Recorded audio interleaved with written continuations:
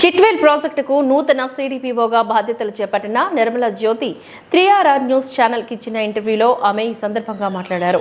నేను తెలంగాణలోని నిర్మల జిల్లా నుంచి వచ్చానని, చిట్వేలి, పెనుగలూరు 2 మండలాల్లోని 144 అంగన్వాడీ సెంటర్లో ఉన్నాయని, 300కు పైగా వర్కర్ హెల్పర్స్ పనిచేస్తున్నారని తెలిపారు. ప్రతి ఒక్క సెంటర్ ఉదయం 9 నుంచి సాయంత్రం 4 గంటల వరకు తెరిచి ఉండాలని, అలాగే రోజువారీ మెనూ ఖచ్చితంగా పాటించాలని, హాజరు తక్కువ కాకుండా చూసుకోవాలని తెలిపారు.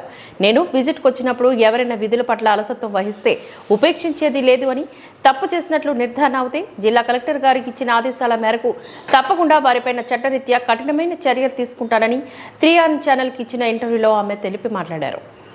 ప్రాజెక్టుకు నూతన సీఈఓగా మీరు వచ్చారు. మీరు ఎక్కడి నుంచి వచ్చారు? అసలు మీరు ఎప్పుడు ఈ విధులు నిర్వర్తిస్తున్నారు? 3RR న్యూస్ వారికి నమస్కారం అండి. నా పేరు నిర్మల జ్యోతి. నేను తెలంగాణ నిర్మల్ జిల్లా నుంచి ఇక్కడికి చిట్వేల్ ప్రాజెక్ట్కి సిడిపిఓగా మండలంలో ఎన్ని సెంటర్లు ఉన్నాయి? ఎంతమంది ఎంప్లాయీస్ పనిచేస్తున్నారు? చిట్వేల్ ప్రాజెక్ట్ కిందనండి 2 మండలాలు ఉన్నాయి. ఒకటేమో చిట్వేల్ మండల్, రెండవది పెనుగలూరు మండల్. టోటల్ అంగన్వాడీ సెంటర్స్ 144 సెంటర్లు ఉన్నాయండి. దాంట్లో వర్కర్లు, హెల్పర్స్ అంతా కలిపి 300 మెంబర్స్ వర్క్ చేస్తున్నారు. చిట్వేల్ ప్రాజెక్టు కింద ఎన్ని సెంటర్లు ఉన్నా వాళ్ళు పాటించవలసిన నియమ నిబంధనలు ఏంటి? చిట్వేల్ ప్రాజెక్ట్ కింద 144 సెంటర్లు ఉన్నాయండి.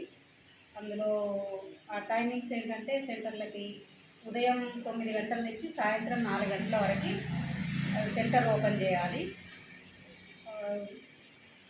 ఎవరైతే హెల్పర్ ఉన్నారో, అంగన్వాడీ హెల్పరు, వాళ్ళు వచ్చి స్కూల్ అంతా క్లీన్ చేయడం, అంగన్వాడీ వర్కర్ వచ్చే వరకు స్కూల్ మొత్తం క్లీన్ చేసి పెట్టి, పరిసరాలంతా శుభ్రంగా ఉంచి, పిల్లల్ని జాగ్రత్తగా సెంటర్కి తీసుకురావడం, వాళ్ళని ఆడిపించడం అదంతా చేయాలి. టీచర్ గారేమో చక్కగా పాఠాలు అవన్నీ చెప్పాలి. రోజువారీ మెనూలో మధ్యాహ్నం అందించే పౌష్టికాహారంలో సోమవారం రోజు సోరకాయ కానీ, బీరకాయ కానీ పప్పుతో అందించాలి. మంగళవారం రోజు పులిహోర మరియు పప్పు, బుధవారం రోజు ఆకుకూరతో పప్పు, గురువారం రోజు కూరగాయలతో సాంబార్ చేసి పెట్టాలి. శుక్రవారం ఆకుకూరలు, పప్పు, శనివారం రోజు వెజిటేబుల్ పలావ్ను అందించాలండి. ఇది మేడం, మీరు విజిట్కు వెళ్ళినప్పుడు మీకు అక్కడ విధులు నిర్వర్తించడంలో ఏవైనా తప్పులు కనిపిస్తే వారిపైన మీరు చర్యలు తీసుకుంటారా? తప్పకుండా చర్యలు తీసుకుంటామండి.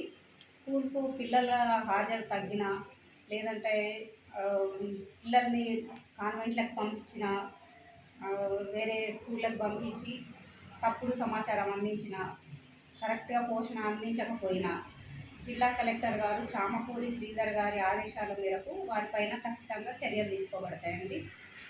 కాబట్టి ప్రతి ఒక్కరూ దాన్ని చూసుకొని పాటించాలి.